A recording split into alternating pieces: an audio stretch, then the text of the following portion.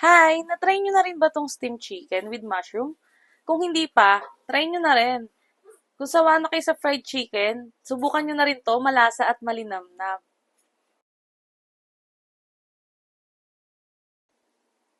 Tara, gawa na tayo ng sauce para steamed chicken natin. Soy sauce, oyster sauce, liquid seasoning, sesame oil, Sprite, paminta powder, then salt, then mix na natin to.